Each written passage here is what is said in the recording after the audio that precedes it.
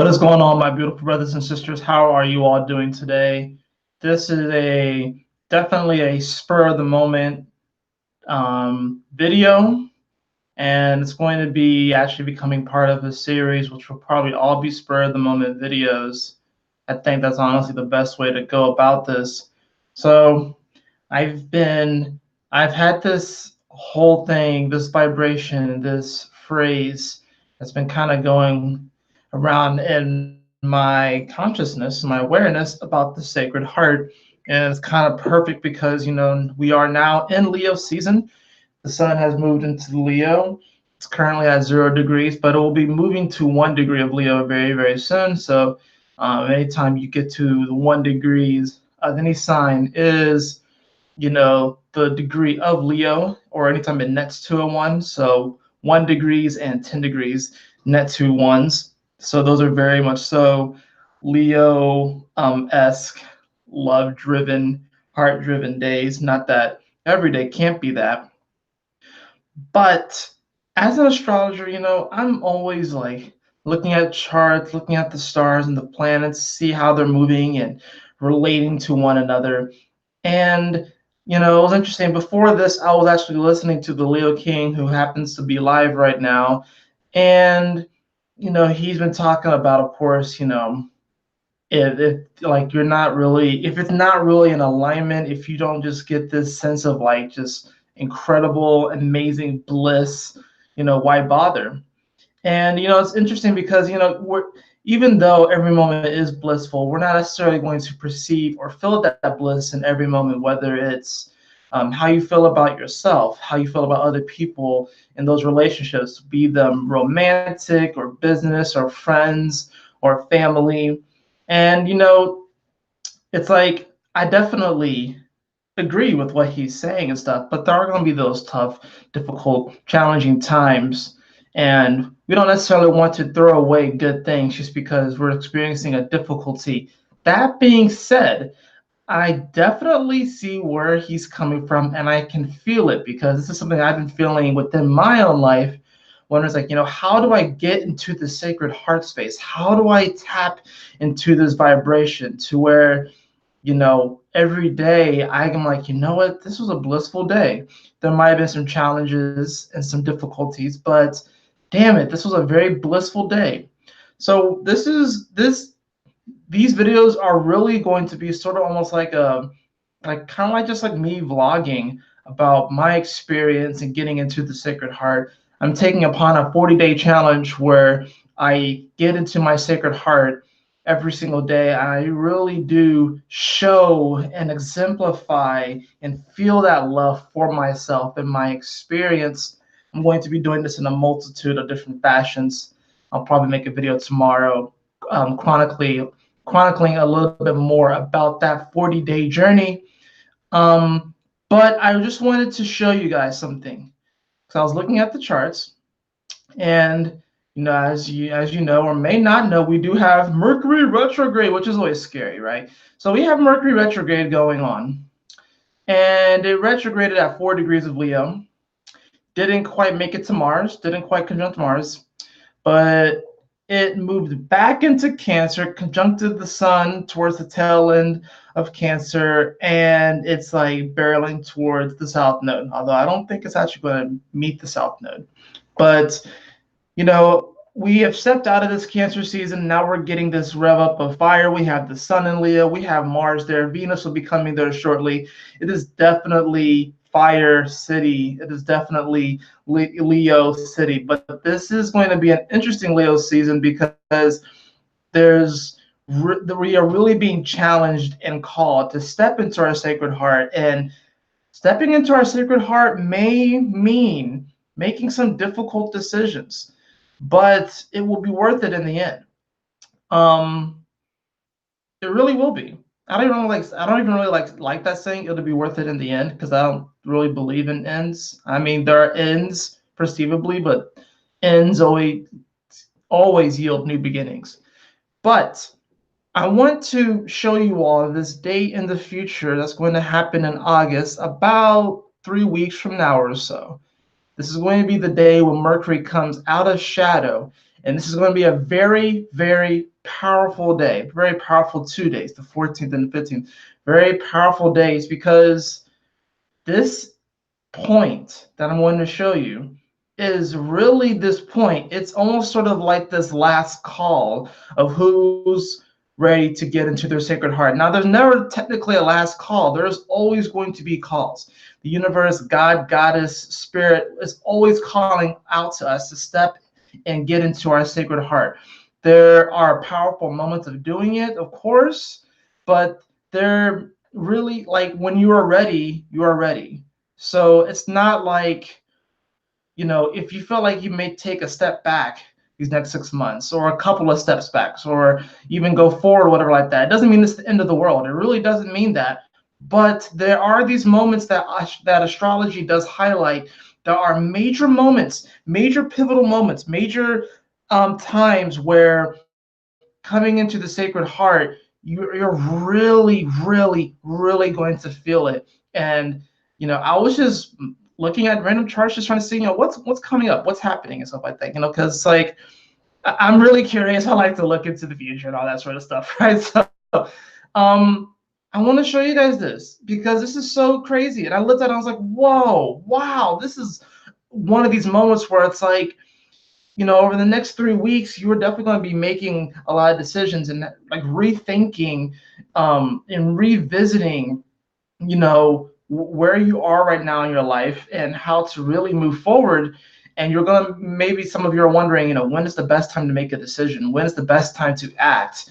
And what I'm going to show you here is a date where, whether you act now or on this date, it's definitely going to be evident whether or not you are in your sacred heart. So let me show you guys this, because this is actually pretty intense. Like this, I was so shocked when I saw this. So let me just share my screen real fast. Let's see, screen share. Entire screen share. All right, present to everyone. All right, so this is August 15th, 2019, about 12 p.m. Mercury retrograded at 4 degrees of Leo. So it was about 4 degrees and like 20 something solar minutes, right? But when it comes to 5 degrees, it's like officially, I feel like out of retrograde. I want to bring your attention to this, and I want to bring your attention to this. This right here is incredible. The day that Mercury comes out of retrograde, when we actually start to have new thoughts, and when it comes to Leo, when it comes to our passion, when it comes to creativity, when it comes to romance, when it comes to the love that we show for ourselves and therefore pours over into other people, or at least we hope, right? Look what we have. We have the Sun and Venus conjunct at 22 degrees. Now, technically, if you want to get exact, they conjunct at 21 degrees of Leo, 11 solar minutes. So look at that, 11.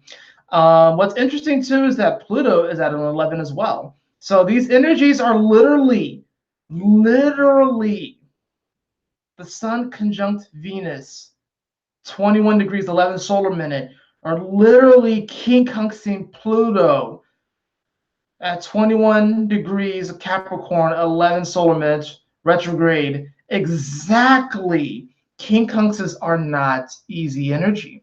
They are these difficult challenges. I call them the awkward stare from across the room.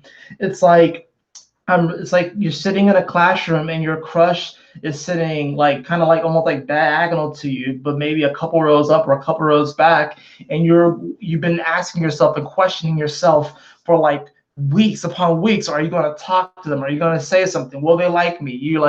And you worry about the weirdest things. You worry if your hair looks good. You wonder if like your clothes are okay. You look to see if your shoes are tied, because what happens if you ran this scenario of like, what if you walk up to them and you summon the courage to walk up to that person, and then you trip and fall and you hit your head, and then everyone in the classroom laughs at you, and then like you'll never talk to them again. And it probably turns out that that crush really likes you too, and probably thinks that you're super cute, but it's still awkward. It's an awkward moment.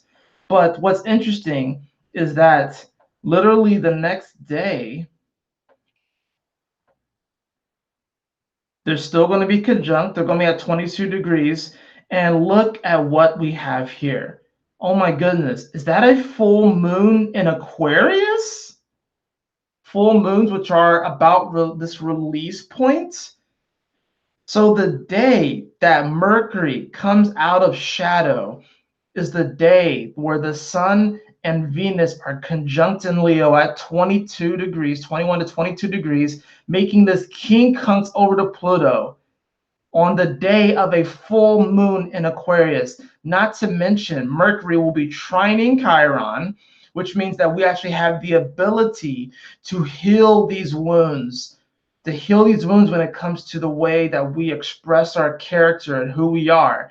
But oh my goodness, is that a square that Mercury is coming into with Uranus, which is now retrograde in Taurus? It would have gone retrograde just a few days before. And now we're really re-looking at our value systems and how to really innovate our life to really reflect the true value that we have for ourselves and how we really think about this. Are you serious? And here's the other cool thing. Neptune, which has been at 18 degrees of Pisces for quite a while, moves back to 17 degrees of Pisces. And of course, we have Mars here at the tail end of Leo. This moment, the 14th and the 15th of August, are going to be this massive, pivotal moment where you are being called to release that which does not resonate with your sacred heart space. It is this amazing, beautiful moment that is not without its challenges, dear beloved, but will definitely show you. It will be undeniable, because the day before it's going to be undeniable with this aspect, especially with the quincunx. It will be undeniable.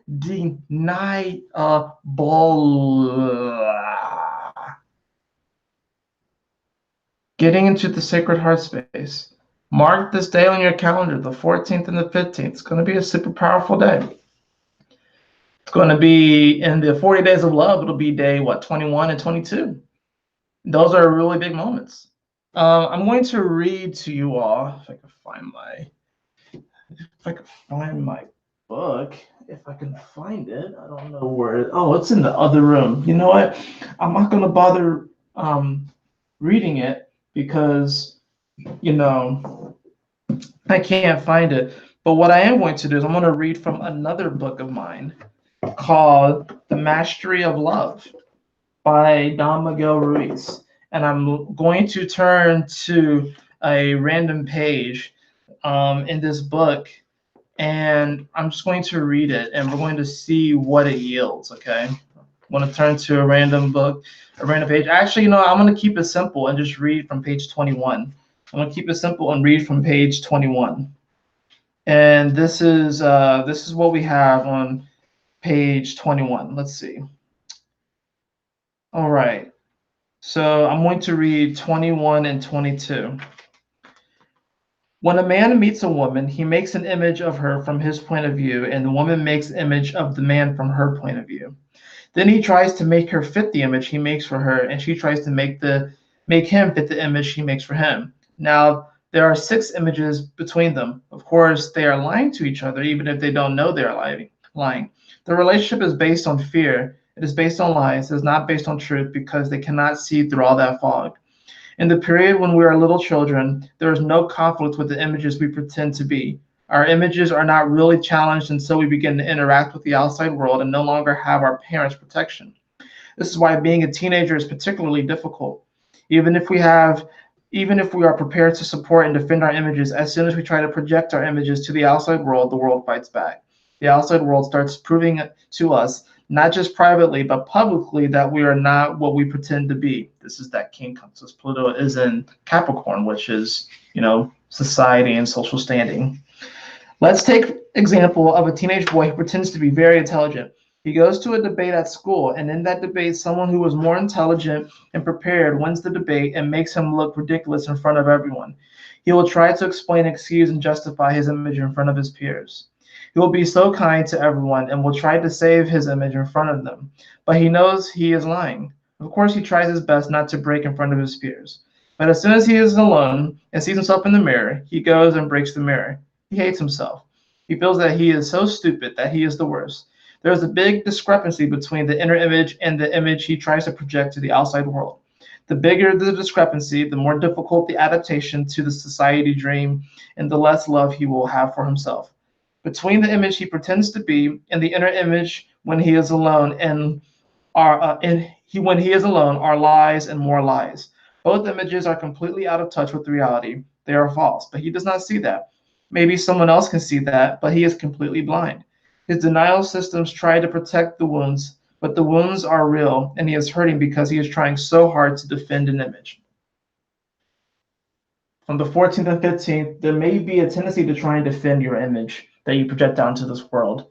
This image that doesn't really align with your sacred heart. And the universe is calling you to project your authenticity and your truth. Do not project an image of yourself that you think will be perfect, that will fit society's standards, or what you perceive to be the standards of society and those around you, be it romantic partners, be it friendships, be it family, be it work, be it the random people that you see on the street. Projecting this image is only going to lead you down the path of more disappointment, hurt, and unrealistic expectations. That's not what we are here to do. We are here to get into our sacred heart and to really show who we truly are. And the right people will come. The right people will come. And I ultimately believe that we will get to a point where we all have this incredible, massive, beautiful celebration party on earth. And we really just raise the vibration because everyone on the earth will be celebrating and dancing and singing and eating great food and just having a blast of a time.